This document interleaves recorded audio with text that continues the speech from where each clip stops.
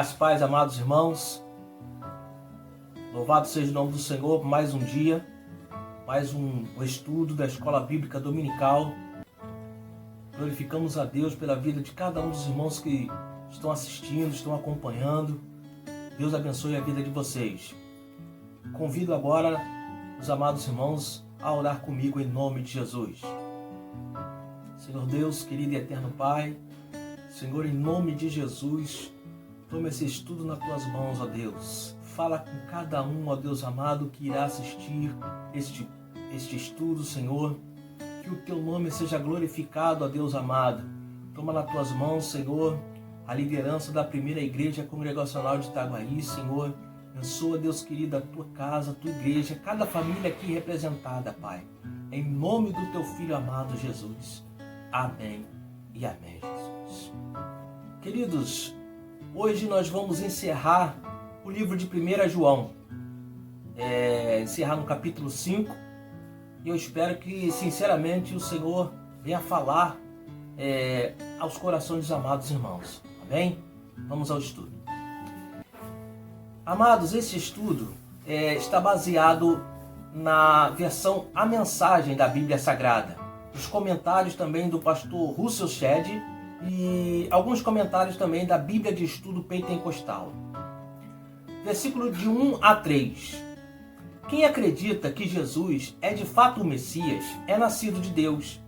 Se amamos aquele que gera o Filho, sem dúvida amaremos o Filho que nasceu. O teste da verdade para saber se amamos ou não os filhos de Deus é este: amamos a Deus? Guardamos os seus mandamentos? A prova que amamos a Deus está na guarda dos seus mandamentos. Com um detalhe muito importante: que esses mandamentos não seja para nós algo difícil, pesado. Em contraste com as minuciosas obrigações do legalismo judaico, lá em Mateus 24:3, o jugo de Cristo é suave, Mateus 11:30, Romanos 12:2.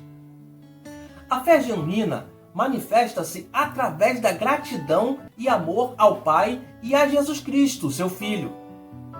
Fé e amor são inseparáveis, porque quando nascemos de Deus, o Espírito Santo derrama o amor de Deus em nossos corações, Romanos 5:5.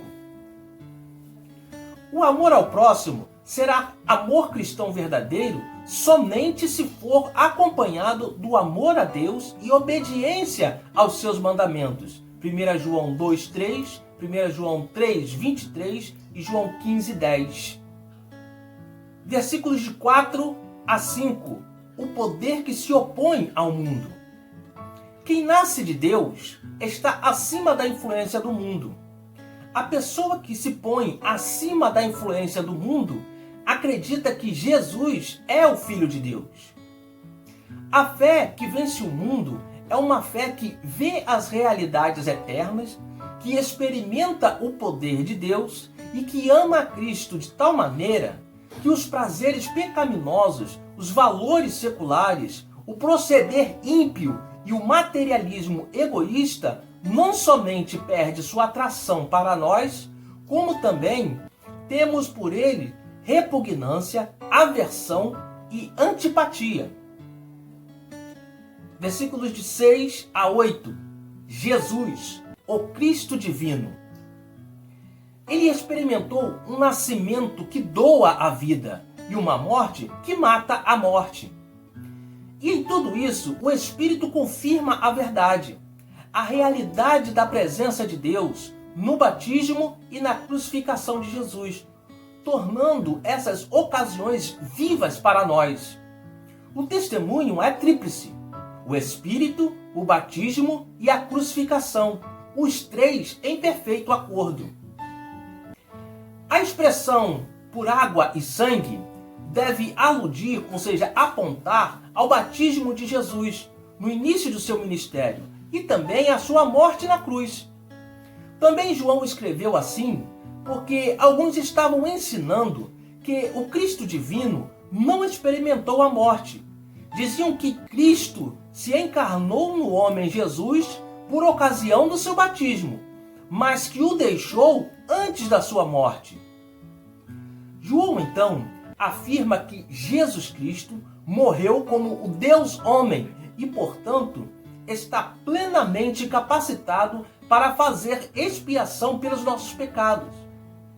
O Espírito também testifica dessa verdade. Versículos 9 e 10. Se damos algum valor ao testemunho humano, nos sentiremos muito mais seguros com o testemunho de Deus a respeito do seu Filho. Quem crê no Filho de Deus confirma no íntimo do seu ser o testemunho de Deus. Quem se recusa a crer está chamando Deus de mentiroso, recusando-se a crer no testemunho do próprio Deus a respeito do seu Filho. O testemunho, Romanos 8,16, refere-se à segurança e paz internas providas pelo Espírito Santo, Filipenses 4:7. Versículos 11 e 12. Esta é a essência do testemunho. Deus nos deu vida eterna e a vida está em seu Filho. Por isso, quem tem o Filho tem a vida. Quem rejeita o Filho, rejeita a vida. Todos os povos devem ouvir o Evangelho, porque a vida eterna está no Filho de Deus e não se pode recebê-la nem tê-la de nenhuma outra forma.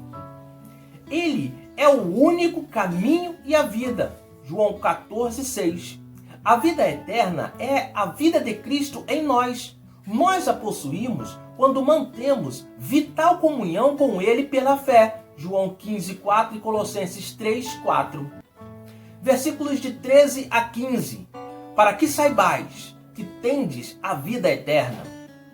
O Evangelho de João foi escrito para despertar a fé. Essa primeira epístola foi escrita para dar certeza da fé. João declara que seu propósito ao escrever esta epístola é prover ao povo de Deus o ensino bíblico sobre a certeza da salvação. Meu propósito em escrever é simplesmente este: que vocês que creem no Filho de Deus saibam que, sem sombra de dúvida, têm a vida eterna. Na presença dele, temos confiança e liberdade para fazer nossos pedidos, de acordo com a sua vontade, na certeza de que ele nos ouvirá. E se temos essa certeza, sabemos que a resposta é garantida. Nossas orações devem se submeter a Deus e orar para que a sua vontade seja feita em nossa vida. João 14,13. Em muitos casos, conhecemos a vontade de Deus pelo que está revelado nas Escrituras. Mas em outras ocasiões, ela fica clara somente à medida que a buscamos, com sinceridade. Uma vez conhecida a vontade de Deus a respeito de um determinado assunto, podemos orar com confiança e fé. Quando fazemos assim, sabemos que Ele nos ouve e os seus propósitos para nós serão cumpridos. Ele nos ouve e as condições bíblicas de oração são: a petição deve ser feita segundo a vontade de Deus. Salmo 37,4. No nome de Jesus, João 16, 23 e 24. E para a glória de Deus, Tiago 4, 2 e 3. Aquele que pede precisa, número 1, ser lavado dos pecados. 2, ser perdoado e estar pronto a perdoar aos outros. 3, crer nas promessas, Tiago 1, 5 a 7. E 4, guardar os seus mandamentos, João 15, 7. Versículos 16 e 17.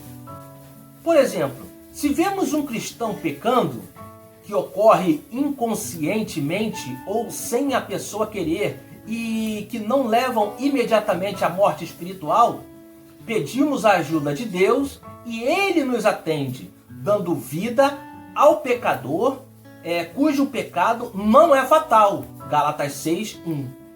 As instruções sobre este tipo de oração são as seguintes. Número 1. essa pessoa carente de oração precisa ser um irmão, ou seja, um crente que não quis pecar deliberadamente e cujo pecado não foi rebelião deliberada contra a vontade de Deus. Assim sendo, ele não cometeu pecado para a morte espiritual. Romanos 8,13. Ainda tem vida espiritual, mas está espiritualmente fraco, está arrependido e deseja libertar-se de tudo quanto desagrada a Deus, mas precisa de ajuda para vencer o poder de Satanás e do pecado. Número 2. Para pessoas assim, a igreja precisa orar para que Deus lhes dê vida. Aqui, vida significa uma restauração do vigor espiritual e renovação da graça de Deus, as quais estão sendo prejudicadas pelo pecado. Romanos 8,6, 2 Coríntios 3,6. Deus promete que atenderá essas orações. Número 3. Para quem antes foi crente e agora cometeu pecado para a morte, a igreja não pode orar com a certeza de que Deus dará mais graça e vida a essa pessoa. Esse tipo de pecado envolve a transgressão deliberada, proveniente da desobediência contínua à vontade de Deus. Tais pessoas estão mortas espiritualmente e somente poderão receber vida caso se arrependam do pecado e se voltem para Deus. Romanos 8,13. Devemos orar para que Deus dirija as circunstâncias da sua vida de modo que tenha uma oportunidade propícia de aceitar de novo a salvação de Deus em Cristo. Pecado para a morte não seria aquele que merece morte física, como em Atos 5, 1 Coríntios 5 e 1 Coríntios 11. Ao negar que Jesus é o Cristo, se revela como um anticristo. Este pecado corresponde ao pecado eterno contra o Espírito Santo. Marcos 3, 29 e Mateus 12, 22. Versículos 18 a 21. Sabemos que ninguém nascido de Deus faz do pecado uma prática, o pecado fatal. Os nascidos de Deus são também protegidos por Deus. O maligno não pode tocar neles. Sabemos que somos protegidos por Deus. Só o povo do mundo continua nas garras do maligno. Sabemos também que o Filho de Deus veio para que pudéssemos reconhecer e entender a vontade de Deus. E isso é um enorme presente. E que vivemos na própria verdade, no Filho de Deus, Jesus Cristo. Jesus é, ao mesmo tempo, Deus verdadeiro e vida verdadeira. Nunca devemos afirmar que Deus está no controle de tudo, a fim de livrarmos da responsabilidade de lutar seriamente contra o pecado, a iniquidade, ou ser morno espiritualmente. Deus é soberano e, portanto, todas as coisas acontecem de acordo com sua vontade permissiva e controle. Mesmo assim, na presente era da história, Deus tem limitado seu supremo poder e domínio sobre o mundo. Esta autolimitação é apenas temporária, porque no tempo determinado, pela sua sabedoria, Ele destruirá toda a iniquidade e o próprio Satanás. Apocalipse 19, 20. 3 certezas. Sabemos que quando nascemos de Deus, temos vitória sobre o pecado pelo poder de Cristo. Pertencemos a Deus para estarmos sob o seu controle e não do diabo. A nossa fé é histórica e experimental. De todo substituto de Deus é um ídolo. João provavelmente refere-se aos erros doutrinários, morais e éticos que, na prática, são idolatria. 1 Coríntios 10, 14. E João fecha dizendo: filhinhos, guardem-se dos ídolos, das imitações. Conclusão e aplicação. Quem crê que Jesus é o Cristo Filho de Deus, não só obedece aos seus mandamentos, mas faz além disso. Se expõe como cristão, dando testemunho do poder e do amor de Deus, através da obra redentora de Jesus, e se batiza em nome do Pai, do Filho e do Espírito Santo. Assim se torna filho de Deus por adoção, mais que vencedor em Cristo, intercessor pelos mais fracos e necessitados, ativo na obra, não murmurador, não contencioso e contribuinte. Agora nós vamos fazer uma leitura de todo o capítulo na versão NVI, ok? Todo aquele que crê que Jesus é o Cristo é nascido de Deus, e todo aquele que ama o Pai ama também ao que dele foi gerado. Assim, sabemos que amamos os filhos de Deus, amando a Deus e obedecendo os seus mandamentos. Porque nisto consiste o amor a Deus, obedecer aos seus mandamentos. E os seus mandamentos não são pesados. O que é nascido de Deus vence o mundo. E esta é a vitória que vence o mundo, a nossa fé. Quem é que vence o mundo? Somente aquele que crê que Jesus é o Filho de Deus. Este é aquele que veio por meio da água e sangue, Jesus Cristo. Não somente por água, mas por água e sangue. E o Espírito é quem dá testemunho, porque o Espírito é a verdade. Há três que dão testemunho: o Espírito, a água e o sangue. E os três são unânimes. Nós aceitamos o testemunho dos homens, mas o testemunho de Deus tem maior valor, pois é o testemunho de Deus que ele dá acerca de seu Filho. Quem crê no Filho de Deus tem em si mesmo esse testemunho. Quem não crê em Deus o faz mentiroso, porque não crê no testemunho que Deus dá acerca de seu Filho. E este é o testemunho: Deus nos deu a vida eterna, e essa vida está em seu Filho. Quem tem o Filho tem a vida. Quem não tem o Filho de Deus não tem a vida. Escrevi-lhes essas coisas a vocês que creem no nome do Filho de Deus, para que vocês saibam que têm a vida eterna. Esta é a confiança que temos ao nos aproximarmos de Deus. Se pedirmos alguma coisa de acordo com a sua vontade, Ele nos ouve. E se sabemos que Ele nos ouve em tudo o que pedirmos, sabemos que temos o que dele pedimos. Se alguém vir seu irmão cometer pecado que não leva à morte, ore, e Deus lhe dará vida. Refiro-me àquele cujo pecado não leva à morte. Há pecado que leva à morte. Não estou dizendo que se deva orar por este. Toda injustiça é pecado, mas há pecado que não leva à morte. Sabemos que todo aquele que é nascido de Deus não está no pecado. Aquele que nasceu de Deus o protege, e o maligno não o atinge. Sabemos que somos de Deus e que o mundo todo está sob o poder do maligno. Sabemos também que o Filho de Deus veio e nos deu entendimento para que conheçamos aquele que é o verdadeiro. E nós estamos naquele que é o verdadeiro, em seu Filho Jesus Cristo.